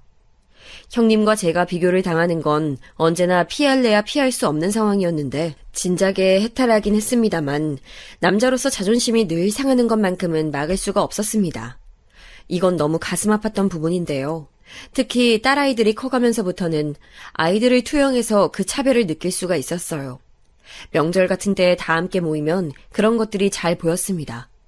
아이들이 처가댁 근처에 있는 문구점에서 과자 몇 개 사 먹고 자판기에서 음료 뽑아 먹고 싶다고 그랬을 때였어요. 자판기에서 나오는 율무차 엄청 맛있는데 우리 그거 먹으러 가자. 저희 딸이 그렇게 말했을 때 장모님께서는 코웃음을 치셨습니다. 아휴, 별 같지도 않아서 그런 구질한 입맛은 누구 닮았는지 모르겠네. 장모님께서 비꼬시는 말을 어렸던 제 딸은 무슨 의미인지 몰랐기에 그런 말을 들어도 그냥 방실방실 웃을 따름이었는데요. 그래서 제 가슴이 더 아팠습니다. 딸은 자기 외할머니를 무척 좋아하는 아이였으니까요. 장모님께서 쌀쌀맞게 구시거나 말거나 딸은 부침성 좋게 굴었습니다. 나도 율무차 먹고 싶어. 우리 과자랑 율무차랑 같이 먹어보자. 형님의 딸인 처조카 아이가 저희 딸의 발언에 맞장구를 치며 그렇게 말했을 때 갑자기 장모님께서는 눈빛을 빛내시며 주머니를 뒤져 돈을 찾으셨습니다. 우리 손녀 자판기에서 율무차 뽑아 먹고 싶었죠? 아이고, 여기 할미가 돈 줄게. 가서 우리 손녀 먹고 싶은 만큼 뽑아 마셔. 알았지? 아이고, 누구 닮아서 율무차같이 고소한 걸 좋아하나 모르겠네. 우리 손녀 예쁘기도 하지. 그런 차별을 보고 있으려면 절로 입맛이 썼네요. 어느 날엔 아내가 드디어 그런 정황들을 포착해대곤 화가 머리끝까지 나서 장모님께 따졌습니다. 다들 너무하지만 엄마가 그 중에서도 가장 너무한 거 아니야? 왜 똑같은 손녀인데 차별해? 왜 누군 예뻐하고 누군 미워하냐고. 그게 어른이 돼서 할 만한 행동이야? 엄마 제발 부끄러운 줄 좀 알아. 그럼 네가 잘난 서방 만나서 결혼하지 그랬냐? 뭐라고? 엄마 지금 나한테 뭐라 그랬어? 잘난 서방? 네 언니는 강남 사는 남자 만나서 지금까지 떵떵거리고 사는데 넌 지금 이 꼬라지가 이게 뭐야? 어디 경상도 시골에서 변변찮은 재산 하나 없는 집안의 남자를 만나서 이토록 볼품없게 사냐고. 네가 먼저 내 가슴에 대못 박은 거야 이거사. 엄마는 나를 딸로서 바라본 게 아니라 무슨 자식 장사하는 것처럼, 내가 장사에 내놓는 물건인 것처럼 바라봤었나 봐. 내가 누구랑 만나서 결혼하든 딸 자식이 사랑하는 사람과 만나서 행복하게 산다는데 그게 그렇게나 마음에 안 들어? 그 사이에서 태어난 아이도 미울 만큼, 차별할 만큼. 너도 네 자식 시집 보낼 때 되면 내 마음 알 거야. 지금은 백날 말해봤자 네가 날 이해하겠니? 아니, 난 내 자식 시집 보낼 때가 돼도 지금 엄마 이해할 수 없을 것 같아. 나는 적어도 그런 걸로 자식들 등급 나누고 차별할 생각 따위 추호도 없으니까. 화가 난 아내는 장모님과 열띤 설전을 벌였습니다. 그 이후로 저희 집은 처가댁에 별 건수가 없는 이상 발걸음을 하지 않게 되었습니다. 내심 아내의 그런 결정이 반가웠던 것은 사실이에요. 저에게 처가댁은 마음이 무거워지는 곳이었으니까요. 하지만 또 한편으로는 저 때문에 아내가 자기 식구들과 거리가 멀어진 것 같아서 너무 미안했고 죄스럽기까지 했었습니다. 내가 잘난 집안에서 태어난 놈이었다면 어땠을까? 형님처럼 장모님께 인정받고 사랑받는 사위가 될 수 있었겠지. 아니, 내가 비록 타고난 배경은 부족하더라도 좋은 대학에서 좋은 직업을 가졌다면 지금보다 훨씬 떳떳했을 텐데. 이게 다 내가 게으르고 부족하게 살아서 그렇구나. 우리 딸한테는 나보다 좋은 미래가 허락됐으면 좋겠는데. 저희 부모님께서는 자식 농사에 기대를 거셨던 분인 것을 제가 알고 있었기에 책임감이 막중했던 장남으로서 고작 이런 어른이 되어버린 것에 새삼 죄송한 마음이 들었습니다. 동생들이 크게 될 제목이 아닌 것을 저는 진작 알고 있었고 그랬기에 저는 더 열심히 살아야 했던 게 맞았습니다. 그러나 저는 그렇게까지 열심히 살지 못했던 것 같아요. 큰 사람이 되지 못했죠. 제 스스로가 너무 못났다는 생각이 들면서 한없이 초라해졌어요. 나는 당신 배경 보고 결혼한 거 아니야. 잘 알지? 난 그냥 당신이란 사람이 너무 좋아서 결혼했어. 그러니까 이제 와서 이상한 생각하면 나 정말 섭섭해. 그렇게 말해줘서 정말 고마워, 여보. 그런데 정말 후회 안 하는 거 맞지? 옛날 그때 배 아파서 쓰러져 있던 날 모른 척하고 지나갈 걸, 아니면 지하철에서 마주쳤을 때 모른 척할 걸 이렇게 후회하고 있는 거 아니겠지? 뭐야, 당신 지금 장난해? 내가 당신이랑 결혼하고 싶어서 얼마나 난리를 쳤었는데. 그래, 장난이야. 우리가 서로 얼마나 좋아했었는지 우리 두 사람 다 너무 잘 알고 있잖아. 나는 다시 태어나도 우리 여보랑 결혼할 건데 그냥 가끔 드는 생각이, 내가 너무 못난 놈이라 여러모로 미안하다는 거, 이런 생각이 드는 건 어쩔 수 없는 것 같아. 미안해. 내가 이렇게 좁은 생각하는 사람이라서. 그거 알아? 나야말로 당신한테 미안할 때 많다는 거. 나랑 결혼만 안 했어도 더 행복한 결혼 생활 할 수 있었을지도 모르는 남잔데 이런 생각 들 때마다 나도 참 당신한테 미안해져. 내가 결혼하자고 당신을 조르고 졸랐었잖아. 그런 나한테 끌려와준 당신한테 고마우면서도 한편으로는 내내 미안해왔어. 하지만 저에게는 애틋한 아내가 있었습니다. 그리고 세상에서 가장 사랑하는 딸이 있었습니다. 이것만으로도 저는 세상에서 가장 행복한 놈이 분명했죠. 딸이 궁금해했어요. 왜 갑자기 외가댁에 잘 안 가는 것인지요. 저희 부부는 그냥 바빠서, 외할아버지 외할머니한테 사정이 있어서 이런 식으로 둘러댔습니다. 딸이 진실을 알길 원하지 않았어요.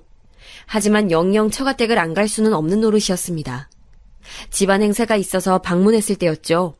장모님께서 저를 바라보시는 눈빛이 조금 살벌하다고 그때 느꼈어요.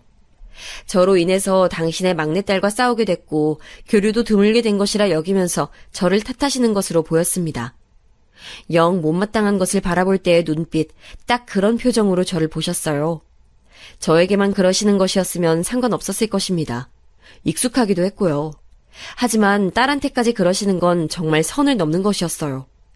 형님의 딸인 처조카 아이에게는 곧잘 용돈을 쥐어주시는 분이시라는 건 익히 알고 있었습니다. 저희 딸에게는 용돈 한 푼 안 주셨던 분인 것도 알고 있었고요.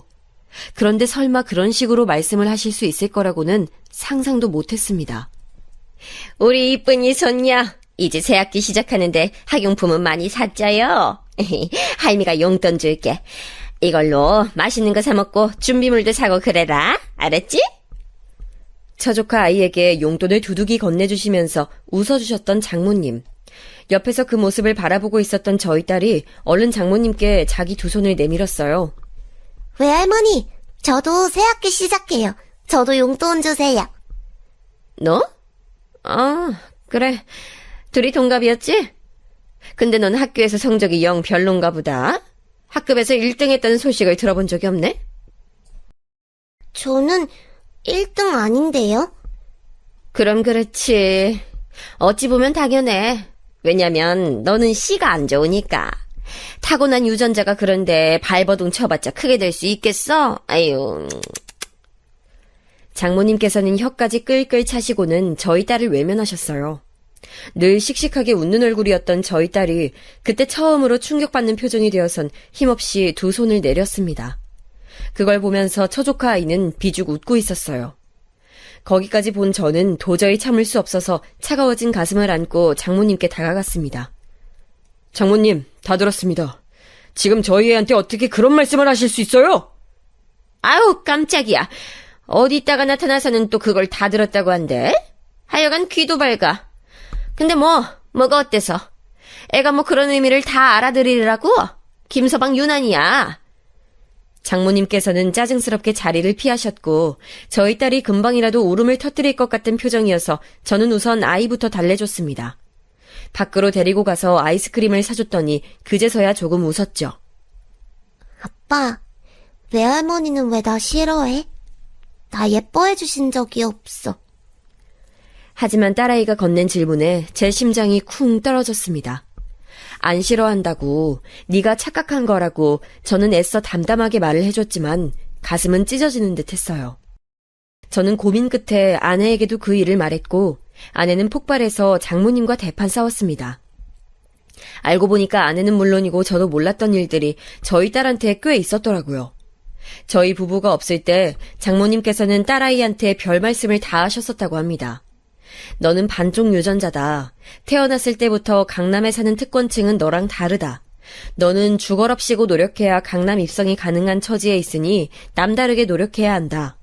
네가 내 손녀인 게 가끔은 부끄러울 때가 있다. 이런 식의 말씀을 자주 내뱉으셨던 거죠. 마치 어린아이에게 스트레스를 풀듯이 그렇게 구셨던 거예요.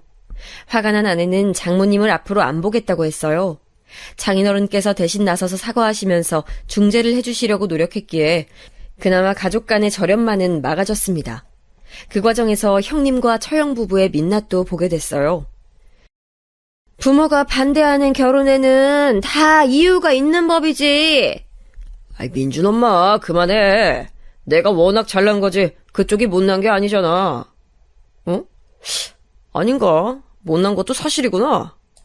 아유, 장모님도 속 복잡하시겠어.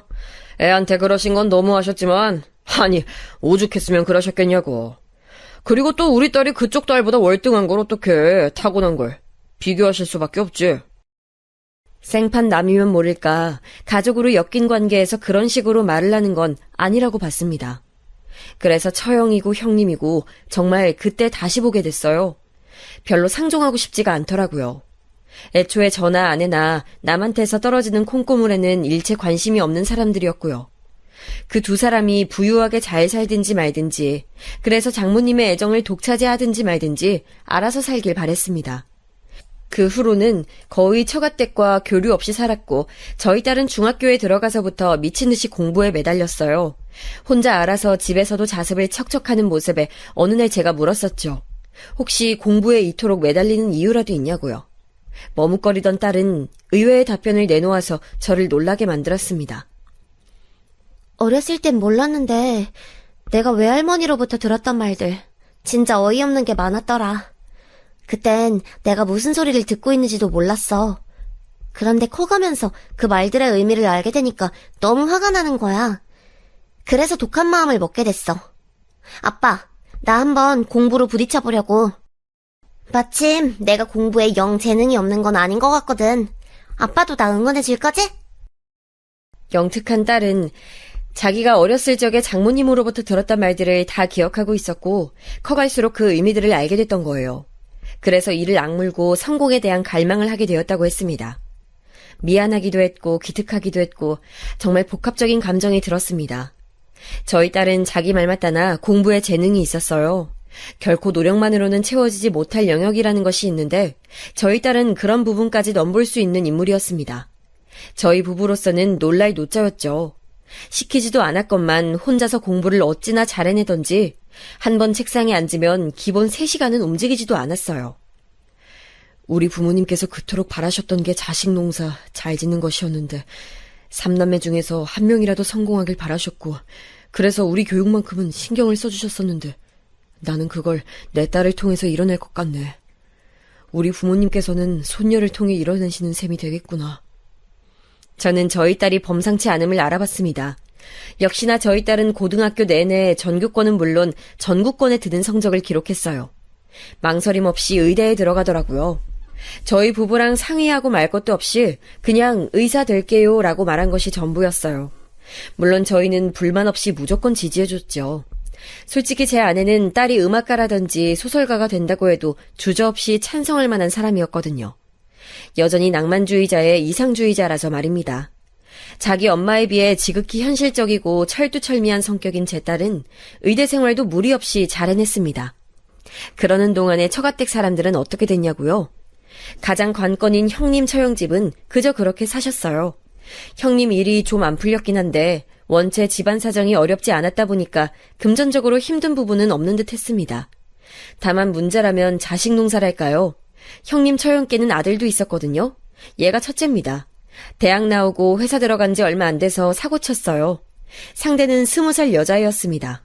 일가 친척이라곤 하나도 없는 천혜고와 보육원 출신 여자애였어요. 편의점 아르바이트를 하고 있었는데 그게 첫째 조카의 회사 바로 근처였던 거예요. 그렇게 인연이 엮였고 처형의 표현에 따르자면 악연이 됐습니다. 임신을 했는데 다른 도리가 있어야죠. 결국엔 결혼시켰어요. 그리고 저희 딸과 동갑인 처조카 아이요.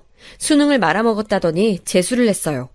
재수 끝에 간 대학은 대전에 있는 4년제였습니다. 그러더니 1년 다니고 자퇴했어요. 다시 대학을 들어가겠다 했죠. 하지만 처조카 아이가 다시 대학에 들어가는 일은 없었답니다. 25이 되도록 집에서 아무것도 안 하고 있으니까 처형이 화가 나서 운전면허라도 따라고 그랬대요. 처조카 아이는 운전면허에서 계속 떨어졌고 무면허 상태에서 처형의 차를 끌고 나갔다가 강남 한복판에서 오중 추돌 사고를 냈습니다. 피해 차량 중에서 한 대는 국내에 몇 대 없다는 초고가 차량이었고요. 나머지 차량도 전부 외제차였다고 하니 이 정도면 운도 지질이 없는 경우였죠. 명절이 장인어른 생신과 겹치는 바람에 온 집안 식구들이 다 모인 자리였습니다. 형님이랑 처형은 오셨는데 자식들은 두고 오셨더군요. 왠지 간만에 뵌 장모님의 안색이 파리하다고 그런 생각했어요. 그런데 그 안색을 완전히 썩어 문드러지게 만드는 인물이 있었으니 바로 저희 딸이었습니다. 외할머니, 정말 오랜만에 뵙는 것 같아요. 제가 워낙 공부하느라 정신이 없었잖아요. 저 의대 합격했을 때 뵙고 그 후로는 지금이 처음 뵙는 거네요. 왜 이렇게 시간이 빨리 가는지 모르겠어요. 제가 벌써 20대 후반이라니 저도 안 믿겨요. 그간 잘 지내셨어요? 그래. 넌 아주 좋아 보이는구나. 아유, 우리 손녀. 이 할미가 늘 기특하게 생각하고 있단다. 어머, 정말이세요? 다른 손녀랑 착각하시는 건 아니고요? 저희 딸이 즐겁게 웃더니 조용한 목소리로 바로 근처에 있는 저한테만 들릴 정도로 장모님께 이렇게 속삭였습니다. 다른 손녀만 편애하시는 걸 제가 똑똑히 기억하고 있는데 혹시 치매 오신 건 아닌지 걱정되네요. 외할머니, 참 신기하죠? 강남에서 태어난 씨가 좋은 년은 뭐래도 안 되는 만년백수인데 씨가 안 좋은 저는 인생 탄탄대로를 걷고 있는 의사네요. 저희 딸은 완전히 핏기가 가신 장모님의 얼굴을 인자하게 내려다보면서 태연하게 그 어깨를 두어 번 주물러드리기까지 했습니다. 저는 깜짝 놀란 기색을 갖추느라 애를 써야 했지요. 장모님께서는 저희 부부를 향해 옛날엔 정말 미안했다며 사과의 뜻을 밝히셨지만 아내가 원체 강경했기에 그 의견을 따르기로 했습니다. 그러니까 모르는 척 하는 것이었죠. 예? 장모님, 옛날이라뇨? 전 무슨 말씀하시는 건지 모르겠습니다. 이러지 마, 김서방. 서운한 거 있으면 부디 다 풀어주면 안 될까? 내가 늙어가니까 어디 기댈 때도 마땅치 않고 정말 내가 반성이 들어서 그래. 글쎄요. 저는 계속 장모님께서 무슨 말씀을 하시는 건지 이해가 안 돼서 말입니다. 김서방, 내가 다 잘못했어. 우리 손녀한테도 내가 못할 짓 했었어. 내가 미안해. 저는 전적으로 아내를 따르며 사는 사람이니까 아내가 시킨 지침대로만 행동하기로 했어요. 이렇게 대응하라고 했으니 이렇게 대응하는 게 맞겠죠. 저희 딸은 엄청 잘 나가는 인생을 살고 있는 중이에요. 보기만 해도 배가 부르다는 건 이런 것이더군요. 아빠, 군자의 복수는 10년이 걸려도 늦지 않는다는 말 알아? 내가 보니까 20년이 걸려도 안 늦는 것 같아. 속이 다 시원해. 장모님의 파리해진 안색을 곱씹을수록 통쾌하다면서 딸은 엄청 즐거워했었죠. 저희 딸은 자기 친할아버지, 친할머니와 가깝게 지내고 있어요. 저희 부모님께서 손녀 사랑이 엄청나시거든요. 저희 식구들은 그래서 다 저희 딸이라면 사족을 못 쓴답니다. 집안의 자랑이라고 늘 예뻐해주고 있죠. 사랑하는 아내와 딸, 평생의 의지가 되는 가족들을 두었으니 어쨌거나 저는 예나 지금이나 참 행복한 놈인 것 같습니다.